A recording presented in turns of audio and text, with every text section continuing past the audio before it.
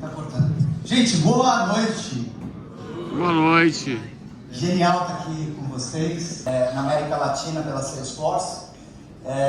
E é um prazer gigantesco receber esses dois craques aqui para a gente falar um pouquinho sobre uma temática que é curiosa. Com expectativas maiores, gerações novas se incorporando à base de consumidores cada vez menos leais, inflação, taxa de juros, que é quase a tempestade perfeita. Esse é o que a gente, talvez Brazuca, já esteja mais acostumado a escutar. As expectativas são realmente gigantes. Deste momento agora, automação, digitalização, absolutamente tudo. Quando a gente fala de Omni, que era uma coisa que a gente ouvia falar nos últimos, provavelmente, 10 anos, hoje ela é concreta e a gente tem que fazer Omni por obrigação, não mais como absolutamente nenhum diferencial. Próximo, por favor. A gente vê, obviamente, de um lado, a necessidade de termos dados confiáveis, que permitam que nós tiremos desses dados insights que virem realmente inteligência, para que a partir dessa inteligência a gente consiga se relacionar da melhor forma com os nossos consumidores. E essa combinação, no final das contas, é de dados, de inteligência artificial e de relacionamento através das ferramentas CRM. Próximo, por favor. De futuro, de inteligência artificial, de utilização disso no nosso business. Mas a velocidade com que isso está sendo adotado, comparado com a adoção do celular, comparado com a adoção da rede social, um pouquinho com a Camila agora há pouco, toda a parte de compra, não só compra, mas a reposição, né? todo o replenishment de mercadoria, toda a parte de fazer o negócio acontecer nas lojas, de colocar esses produtos no mercado, né? E obviamente toda a parte de comercialização e de atenção ao cliente que a gente tem, trazendo essas novas possibilidades de inteligência artificial. Não vou me alongar nisso. Próximo, por favor. Vocês vão ver um slide muito feio, mas que tem um conteúdo interessante. Próximo, por favor. A gente faz uma pesquisa anualmente, pela primeira vez a gente incluiu o Brasil como mercado abrangido por essa pesquisa, que vai perguntar várias informações sobre o comportamento dos shoppers. Mas aqui o que a gente aprendeu quando a gente trouxe a perspectiva de caminhos e dinheiros novos para o varejista, de basicamente 3 linhas de negócios, e é isso que a gente vai cobrir no nosso debate. Muito existente no varejo, que aqui de fato tem a maior gama de informações e maior inteligência sobre o conhecimento desse consumidor, mas poder monetizar estes dados, essa inteligência, de uma forma a trazer novas linhas de receita. A gente sabe desse desafio de margens super apertadas, mas quando a gente fala de retail media, a gente está falando em um aspecto de transformação da atividade central do varejo, de comprar e vender mercadorias, se expandindo para a possibilidade do varejo se tornar um canal de comunicação, um veículo de mídia. E para fazer isso não é sobre tecnologia, é sobre tecnologia também, mas fundamentalmente sobre como eu capturo, numa organização que está acostumada a comprar e vender mercadorias, como se captura a estrutura para poder ofertar para o mercado esses novos serviços. A beleza de retail media é que, quando a gente olha, por exemplo, com o Walmart, muito se ouve falar que a ambição do Walmart é ter 10% da sua receita vindo de retail media. A margem média de retail media é de 66%. Então façam aqui uma matemática comigo muito simplesinha. 10% a 66% de margem e 90% a 3%. Nós estamos falando de 3 vezes, praticamente, novo dinheiro, nova margem para o varejo vindo de uma monetização de um ativo que já está dentro de casa. Essa é a oportunidade do retail media. Mas que para a gente capturar, não basta simplesmente instalar uma solução tecnológica. Você tem que mudar a tua visão, porque você passa a ter no teu fornecedor, teu cliente, você vai entregar para ele uma performance muito melhor do dinheiro publicitário, porque esse cara vai exibir dentro das propriedades de loja e online comunicação ao longo da jornada de compra desse consumidor. Isso, obviamente, traz um retorno sobre um investimento de marketing muito superior a qualquer veículo de comunicação, seja ele televisão, rádio, outdoor, qualquer coisa que a gente imagine, ou ainda os veículos digitais, Google, Facebook, TikTok e por aí vai. O que tem a ver serviço de saúde com varejo? Quando a gente pensa em farma, que em drogarias, que é obviamente o caminho da experiência que eles têm, é uma movimentação natural expandindo a compra e venda para serviços de saúde, sejam telemedicina, sejam clínicas, sejam prescrições de óculos, seja, claro que a gente tem o desafio da regulamentação no caso do Brasil, mas a gente está falando em dois aspectos aqui. Primeiro, operar serviços de saúde diretamente ou através de parcerias.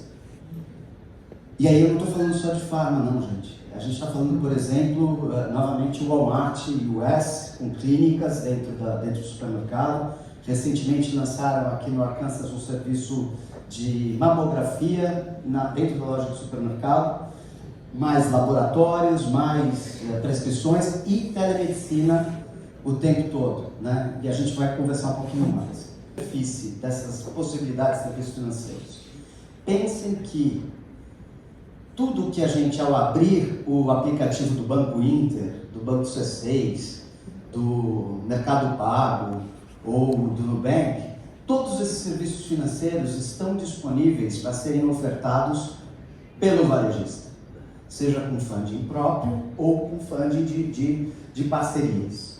Mas este conhecimento do varejista, do consumidor, permite que a gente consiga levar a melhor oferta financeira para aquele perfil do consumidor, seja em crédito consignado, seja em toda a parte de consórcios, seja em as a service, que é justamente a ferramenta, o arsenal de infraestrutura que eu implementei no meu varejista e que eu posso levar para concorrentes, por exemplo. Então, serviços de logística, fulfillment, serviços de tecnologia, nuvem, tudo isso está sendo hoje já ofertado. A Amazon é um grande exemplo disso, a Alibaba é um grande exemplo disso, mas a gente está falando dessas novas possibilidades. Retail Media, serviços financeiros e serviços de saúde. Além de outros que, obviamente, a gente entende que são caminhos naturais, mas que vão acontecer não tão prioritário quanto esses três que eu mencionava anteriormente. O Gui Serrano, durante um tempo, foi advisor da gente na parte de serviços de saúde. Então, um pouco do que vocês já estão começando a visualizar na PagMenos foi um olhar nosso de observar em outros mercados mais maduros para que a gente pudesse implementar. Eu sei que eu estou falando aqui para uma plateia de brasileiros, então, muito provavelmente, praticamente todos vocês já teve algum tipo de contato com a marca PagMenos. O mercado norte-nordeste, nós temos uma dominância incrível, que lá é o nosso berço. Então a PagMenos, ela nasceu em Fortaleza, a partir de Fortaleza ela cresceu e se consolidou no Nordeste, depois foi para o Norte, foi descendo para o Centro-Oeste, Sudeste e Sul, num segmento que é um segmento altamente tradicional, que é varejo farmacêutico. Na época que a PagMenos foi fundada, as farmácias normalmente operavam na sua cidade. No máximo 2 ou 3 cidades do mesmo estado. E nós fomos aquela que fomos além fronteiras. Então a gente de fato entendeu que não existia barreira geográfica e a gente populou todo o Brasil. Nós fomos a primeira rede de varejo, e eu não falo só do segmento farma, varejo de uma forma geral, que conseguiu pintar o Brasil todo com a mesma marca, sem ser o sistema de franquia, que foi a rede de farmácias PagMenos. Hoje nós temos 1.600 e quase 50 lojas. Nos últimos 12 meses, um faturamento de 12 bi, e estamos no início de uma linda jornada, porque existe dentro do segmento farma centenárias, farmácias que já têm mais de 100 anos, e nós temos 40 e pouquinhos anos, né? Então a gente é uma jovem no segmento, e acreditamos que o varejo como um todo, ele está passando por uma grande transformação, e o varejo farma, em especial, está em franca ebulição. O varejo aqui no mercado americano, ele já teve algumas conquistas. Como você mencionou, nós temos um desafio muito grande no varejo farma, que é a parte de regulamentação. Mas com governo, sem governo, ou apesar do governo, a gente entende que a gente tem que fazer a nossa parte. Então, lá atrás, mais. A Pague Menos entendeu que não dava para ficar só no transacional de venda de medicamentos, a gente começou a ofertar muitos serviços. Só voltando um pouquinho mais atrás, nós fomos a primeira, extremamente pioneiro, antes do Banco Central brasileiro, desenvolver a figura do correspondente bancário, que permitiu que as loterias e alguns estabelecimentos pudessem receber conta de água, luz e telefone. Na época ainda existia a possibilidade de pagar em fila, porque hoje todo mundo resolve no smartphone. Mas antigamente, dia 5, 10, 15, 30 de cada mês, era um inferno as agências bancárias, porque tinha filas e filas quilométricas. E a Pague Menos lá atrás, antes de ter essa figura do correspondente bancário, a gente sentou, desenhou e ofertou esse tipo de serviço para o consumidor, revolucionou. A partir da nossa experiência, o Banco Central veio, estudou e criou a figura do correspondente bancário. Mas falando de serviço farma, em 2015 a gente olhou e disse: não queremos ser transacional, a gente quer ser relacional. Existe uma dor, e aqueles varejistas que estão atentos ao mercado e que olham para o consumidor vão perceber as dores que existem. Então, no Brasil em especial, existe uma dor, mas 70% da população é dependente única do SUS. O SUS é um serviço gratuito e um serviço eficiente, mas existe uma pressão muito grande de uma população extremamente numerosa. Então, apesar de ser um serviço bom e gratuito, é aquele negócio: tem, mas está faltando? Tem, mas acabou? Porque a população acaba ficando semanas, meses para esperar um tipo de atendimento. E o pior, mais de 60% dos pacientes que procuram o hospital não precisaria ir no hospital. O problema dele poderia ser facilmente resolvido com um profissional da área de saúde, com boa anamnese, com apoio de ferramentas de tecnologia, e aí tirava essa pressão que existe no SUS. Então, a Pague Menos lá atrás resolveu investir em clínicas, são clínicas de serviços farmacêuticos, uma vez que a nossa regulamentação não permite que sejam serviços de saúde um pouco mais generalista e com a presença do médico. Mas com o advento da pandemia, com o advento da telemedicina, o paciente ele pode, na minha calçada, colocar o telefone e fazer a teleconsulta, na oficina do carro dele ele pode botar o telefone e fazer a teleconsulta. Na farmácia, pela regulamentação, ainda não permite. Para nossa gratidão, existem alguns reguladores, porque essa é uma lei nacional com interpretação municipal, que diz: por que não? Então a gente já está conseguindo fazer em vários estados a telemedicina também como oferta, e aí é na prática um serviço digital, porque físico é o farmacêutico, digital é o médico em qualquer lugar do mundo, e a gente consegue, por exemplo, no meio da floresta amazônica, em Manacapuru, entre o Rio Negro e Solimões, a gente tem uma loja lá. Então a gente consegue colocar um médico para cuidar daquela população através do farmacêutico. Eu aprendi com o Camargo, no papo na semana passada, que é o vice-presidente que cuida dessa área, que a gente está resgatando o papel daquele farmacêutico, provavelmente da época dos nossos pais, ou quando a gente era muito menino. E um farmacêutico ainda melhor, porque ele tem inteligência artificial. Hoje a gente tem na mão do farmacêutico inteligência artificial para ele poder fazer uma anamnese ainda mais rica. Porque o consumidor chega na loja, olhando na internet, e vê absurdos, e acha que ele está altamente capacitado para conversar com o profissional de saúde.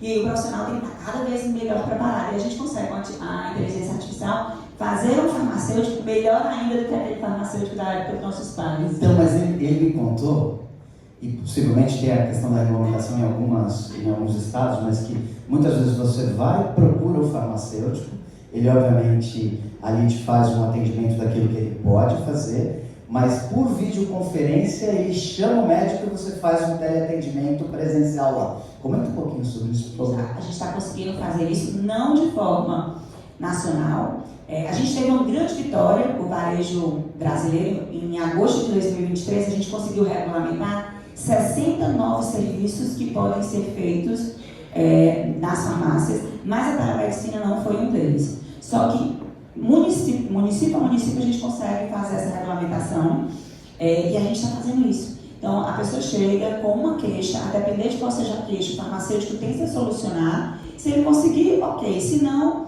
ele utiliza a tecnologia e coloca um médico ali à frente do consumidor para poder fazer que uma jornada que podia ser de semanas ou meses, ela aconteça em horas, minutos ali dentro da farmácia. E o que é mais bacana, a farmácia é um lugar de proximidade, de conveniência, de recorrência.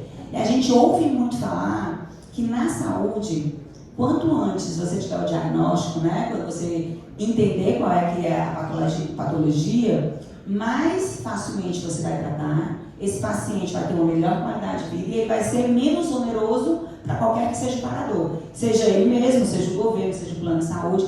Então, trabalhar com triagens, com diagnóstico precoce, com check-ups, é um caminho natural para a gente diminuir o custo da saúde. Mas você não vê isso no Brasil. Os médicos, antes de sentir a dor, venha, só para ver o que é que pode ser. A gente só vai para o médico depois que você já tem um sintoma, já tem um problema. Então, é o contrafluxo do melhor caminho. O melhor caminho é estar sempre em check-up com a sua saúde. E a farmácia pode ser esse ambiente de fazer o check-up. E a gente já está fazendo isso com alguns serviços e olhando muito para o mercado americano, porque eles já estão evoluídos em alguns sentidos, assim como o mercado europeu, outras experiências positivas na Ásia, né, na Oceania. A gente está observando o que tem de melhor para tentar tragar para o Brasil.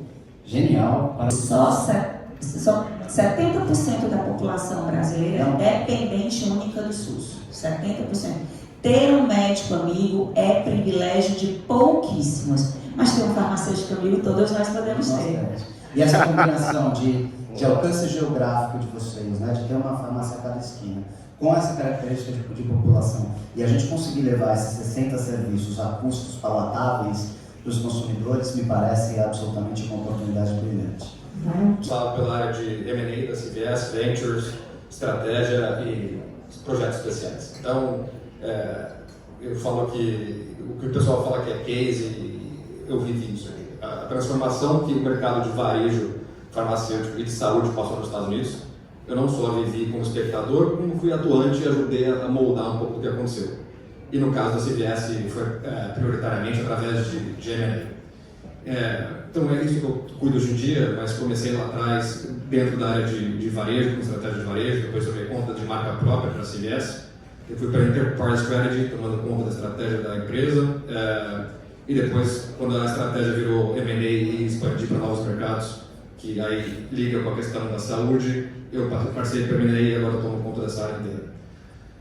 Então, eu vou contar um pouquinho o que aconteceu e se eu fosse escrever um livro de ficção, seria mais fácil do que contar o que realmente aconteceu aqui no mercado americano. E não é brincadeira, parece que foi escrito por alguém planejado. O mercado de saúde, ou o gasto com saúde nos Estados Unidos, representa 17% do PIB. Tá?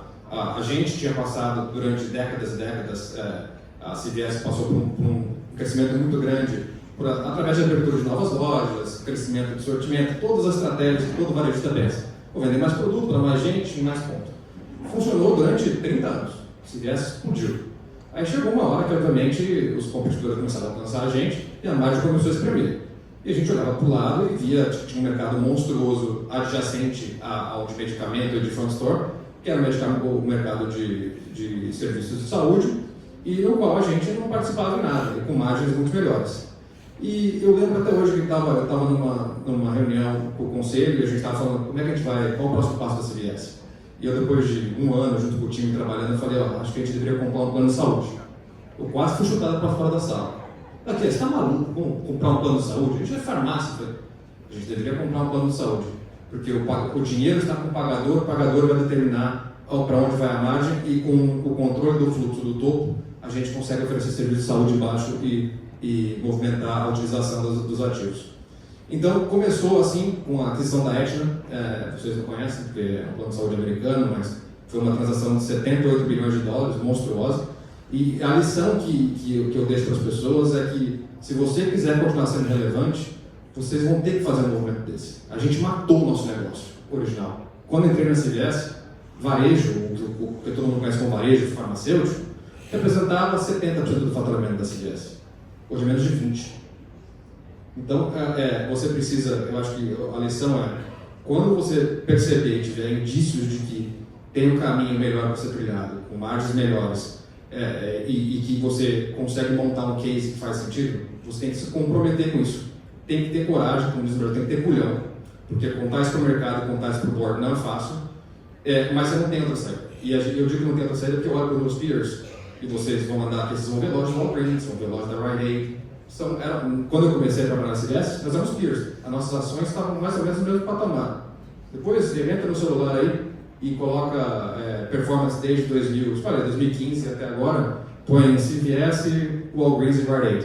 Vocês vão ver a diferença de uma empresa que foi pioneira e se transformou, destruiu o próprio mercado inicial para criar um novo, redirecionou completamente foco e capital, e de outras que falaram, esse é o meu mercado, eu vou continuar sendo varejista do jeito que eu sempre fui, minhas lojas são mais bonitas, enfim, por todas as razões eu vou tirar mais margem do meu fornecedor, ou vou conseguir mais clientes, e faz um fast forward 10 anos para frente e vê onde as empresas estão. Então, eu acho que quando tudo indica que você vai passar por tempos difíceis e você tem o cliente na mão, né, que a gente chamava de customer, depois virou patient e depois member. Hoje a gente trata todo mundo como membro da CVS, porque a gente está no varejo clássico, está em serviço de saúde, está em seguro, está em PBM. Você tem que ir, mas não adianta ser, que nem a gente fala às vezes, half pregnant. Ou você está pregnant ou você não está pregnant. Se for half pregnant, igual o meu concorrente, não vai acabar bem. E é isso que eu tentei um pouco também passar para vocês lá, Patrocínio, naquela época, porque... Só para fazer um número super legal, na época que a gente começou a interagir com o Gui, 2% dos nossos clientes utilizavam serviços Pharma. Hoje, quase 15% dos nossos clientes já se utilizam do nosso serviço. Então, de fato, é uma mudança cultural, mas como existe a dor e a gente está encontrando um pouco da solução dessa dor, o consumidor ele vem mesmo. Eu acho que tem um caminho só que a gente aprendeu aqui do Gui, e eu queria te perguntar, Luciana, que é ir sozinho ou ir com parceiro? Comprar o plano de saúde ou parceirar com quem está lá? E aí, obviamente, eu estou falando de plano de saúde, eu estou falando de laboratório, eu estou falando de serviços óticos e coisas desse jeito. Essa escolha deve ser difícil pra caramba. Como é que é a visão de vocês com relação a isso? Vai muito das oportunidades. Por exemplo, a Pague Menos era dona de uma PBM. Então, muito antes de se falar isso, a gente entende que em algum momento vai existir, sim, um terceiro pagador importante, como acontece no mercado americano. No Brasil ainda é um negócio incipiente, mas já há pelo menos uns 15 anos que nós temos uma PBM que é a ePharma. E essa a gente adquiriu, é nossa. A família que é detentora de 60% da Pague Menos também é dona de uma indústria. Então, assim, em alguns casos é aquisição e a gente compra o negócio para poder ter um ecossistema ainda mais robusto. Em outros casos, como a gente pode citar aqui, parcerias fortes que a gente tem com DASA, laboratório, vacina, com Fleury, com o próprio Einstein. Então, tem algumas coisas que a gente vai fazendo as parcerias. Hoje a plataforma de telemedicina é toda terceirizada, então eu tenho um parceiro para oferecer esse serviço para Pague Menos. Então, em alguns casos é terceirizado, em alguns casos é próprio. Vai muito da oportunidade, da maturidade da oferta daquele serviço. Né? Perfeito. Gui, eu queria te perguntar sobre esse negócio de retail media, porque isso é uma coisa que está cada vez mais presente na cabeça dos varejistas brasileiros, mas que a gente tem que comer arroz e feijão para conseguir capturar o tamanho da oportunidade que existe. Como é que é isso na prática? E aí, obviamente, depois de você responder, eu vou perguntar da visão da dona Patriciana, como é que ela agende, porque oportunidade eu sei que tem, um monte, mas eu queria entender um pouquinho também a tua perspectiva. Eu nem trato mais de retail media na CVS como retail media, porque a gente é muito mais do que varejista, né? A CVS mudou de nome de CVS Pharmacy para CVS Health, mas é Insights, a gente fala CVS Insights, que envolve a parte de, obviamente, de retail media, mas quando a gente está também dentro do serviço de saúde e tem o PBM e tem o plano de saúde, a gente vai bem além disso. Então, eu acho que a primeira adjacência é assim, que a gente fala o mais low hanging fruit que tem, ou como é que o brasileiro fala, mato alto, né? A primeira oportunidade de você chegar e a adjacência óbvia é a retail media, porque você tem os olhos, tem o comportamento do cliente, sabe exatamente o que oferecer para a indústria de jornada, de como influenciar. E é um dado muito valioso. Então, a gente na CVS, o que a gente fez, né? Qual foi essa jornada? Foi criar um programa de fidelidade muito forte, que chama Extra Care. Se você for na loja, vão todo mundo perguntar se é tem Extra Care. Hoje a gente tem 73 milhões de membros na Extra Care. E a gente monitora 100% do shopping behavior do cliente, tanto em loja quanto online. E conforme a gente foi comprando mais coisa, não só eu tinha dado de compra na loja, mas tenho dado de compra da loja e que medicamentos eles tomam. Eu tenho dado de compra da loja, medicamento, e agora eu tenho um claim que vai para o insurance. Então eu sei que médicos ele foi, o que ele tem, qual o problema. Aí, não só isso, mas como eu tenho dado do bebê. Então, hoje em dia, como a gente chama as pessoas, nossos clientes de membros, eles realmente vivem dentro do ecossistema de saúde, que começa quando você nasce e vai até você se aposentar pelo governo, que tem o plano Medicare, né, que é o plano do governo, a gente tem a oportunidade de oferecer e monetizar isso, obviamente, com todo o compliance, junto aos nossos fornecedores, parceiros e tudo mais, em toda essa jornada. Então começou lá, eu vejo assim como evolução do varejista tradicional. Acho que a primeira coisa é realmente começar a monetizar o retail media, que é uma coisa que está do seu lado, você é dono do dado, mas depois disso não só fazer isso, mas ir para adjacências um pouco mais afastadas e com margens tão boas quanto, só que com o mercado final maior. E daí eu acho que você entra em serviços de healthcare, que aí o mundo é monstruoso. Mas começou por lá. A gente basicamente está falando assim, quer dizer, dá para ter insights, dá para ter inteligência, criar um conhecimento mais preciso ainda para monetizar de várias formas, inclusive formas que não estão ligadas ao nosso negócio, né? É isso? Primeiro porque não define o negócio como um negócio core inicial, né? A gente está no mercado de atender clientes, pessoas e do começo ao final da vida. Então, se você muda essa cabeça como a Amazon está mudando, está entrando em healthcare igual a gente, como a Microsoft está mudando como o Google, você não teu mercado, qual é o teu mercado? Não tem mais seu mercado. Você não tem barreira mais. Como é que é isso lá na PagMenos? Eu vou responder essa pergunta convidando a plateia para logo depois do carnaval, a gente vai lançar lá em São Paulo o PagMenos Ads, né, que é a nossa retail mídia. Então a gente também está entrando nisso, a gente fez uma análise profunda para a gente não só comercializar isso como serviço, mas muito mais entregar para os nossos fornecedores, parceiros, né? De fato uma inteligência por trás, porque como o Gui comentou, no segmento de saúde a gente tem dados importantes e relevantes. E com a Lei Geral de Proteção de Dados, a gente tem que ter muito cuidado como transacionar todas essas informações, mas dá para fazer muita coisa a favor não só dos fornecedores, mas principalmente a favor dos pacientes. Porque no segmento de saúde, a informação é elemento de fidelização. Eu sei que a internet veio, democratizou as informações, mas o que é fake e o que é fato na área de saúde ainda é muito nebuloso. Então, ter alguém como curador, alguém de credibilidade, uma rede de farmácias, que entende, que está presente, que pode ir na esquina e ir lá questionar que informação é aquela, é muito importante, é precioso e é valioso. Então, a gente está assim lançando o PagMenos Ads logo depois do carnaval. Depois eu mando um convite aqui para o pessoal que está aqui no evento para participar desse nosso negócio, né? Atitude frente a isso para vocês não confundirem o dinheiro de trade que já está dentro da casa, né? Para não canibalizar esse dinheiro. Como é que vocês estão vendo isso? É outro bolso, no nosso entendimento, dentro da indústria. Como é que é isso? Eu sentei na cadeira durante muito tempo de diretora de compras e diretora de marketing. Então, a minha vida toda foi tentar entender qual dinheiro era da área comercial, qual dinheiro vinha da parte de trade, de marketing em si, né? Então, a PagMenos lá atrás revolucionou como sendo a primeira rede de farmácia a ter um programa de TV. A gente tinha um programa de TV no SBT. Começou lá na Rede TV, depois da Rede TV foi para a Record, depois da Record foi para a Band, depois da Band foi para o SBT, então a gente foi subindo. E a indústria, a gente conseguia perceber o dinheiro diferente porque a gente tem um histórico.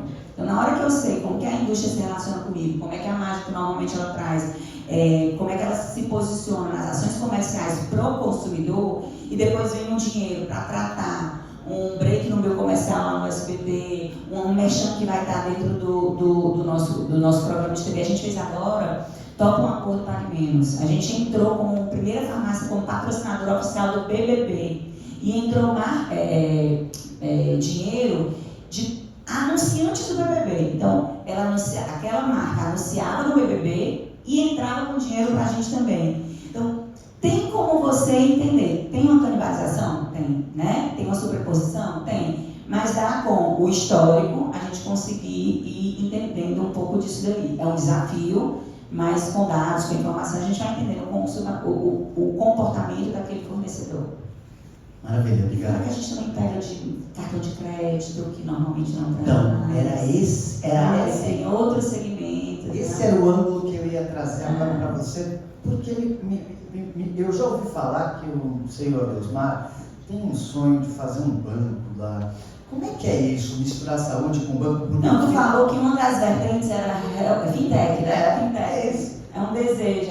Como ele veio do segmento financeiro, o Eusmar, ele foi um dos precursores da Bolsa de Valores regional. Ele dizia que ele ajudou a montar a maior Bolsa de Valores do mundo, em tamanho geográfico, porque a Bolsa de Valores do Ceará ele atendia todo o Nordeste e Norte. Então, em região era gigantesca, em negócio, nada. Mas ele dizia isso.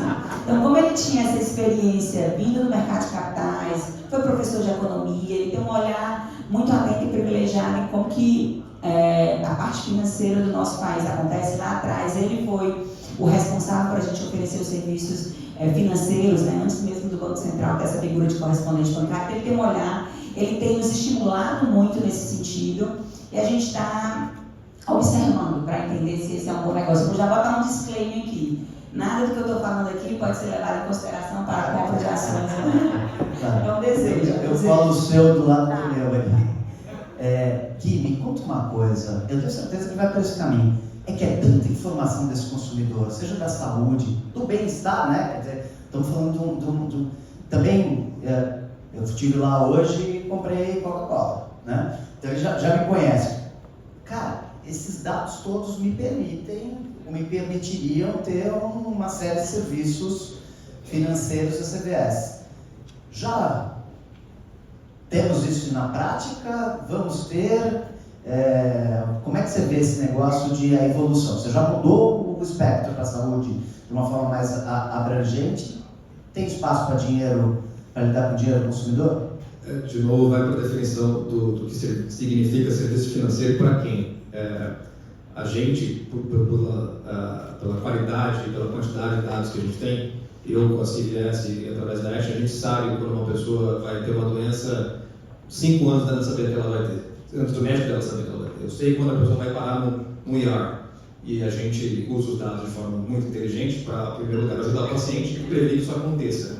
Então, a gente não só tem a possibilidade de vender, já faz, né, de monetizar serviço financeiro para o consumidor final, mas para todos os outros planos de saúde dos Estados Unidos e para o governo, porque a gente está, de fato, na veia, por ter uma possibilidade, um capability preditivo alto, a gente está na veia economizando o dinheiro para o governo americano, economizando dinheiro para os planos de saúde americanos, concorrentes nossos, porque nós somos agnósticos, e no final, obviamente, conseguindo também entregar coisa para os consumidores. A gente oferece financiamento para a saúde, então o nosso foco sempre como serviço financeiro, não é ter o cartão CVS ou o banco CVS, nada disso, mas possibilitar que a pessoa tenha acesso à saúde com um custo razoável e que se ela não consiga arcar com esse custo, porque nos Estados Unidos a saúde é muito caro, que a gente entre de alguma forma dando suporte a isso. Então tem vários serviços financeiros, só não é o tradicional serviço financeiro que você vê no Brasil, como o banco CVS, mas por trás está assim uma seguradora sentada num balance sheet gigantesco, financiando de várias formas o mercado de saúde americano, que é a saúde dos americanos, e também colaborando muito para economizar em sinistralidade para todos os outros planos do governo americano. Então, os dados ajudam muito. Sem essa base grande por trás, a gente estaria dando tiro no escuro, mas os dados realmente possibilitam um mundo enorme. Uma última pergunta rapidinho. Então não foi foram 2 bilhões de faturamento. Essa que eu falo de ter coragem e ter problema. Naquela vez a gente perdeu, do dia para a noite, 2 bilhões de dólares de faturamento por deixar de vender cigarro. Mas é o que a gente está comprometido a fazer. Fazer o certo. A última pergunta para vocês, eu prometo. O aspecto de gente, o aspecto humano, para as transformações todas, seja na expansão da CVS para essa visão maior de health, seja na Pague Menos, né, para entrar em novos mercados, prestar outros serviços, capturar dinheiro de mídia. Conta um pouquinho do segredo para que a gente possa aprender aqui desse ingrediente secreto de como é que a gente trata as pessoas de forma diferente para capturar esse dinheiro. Falando de funcionários, de colegas.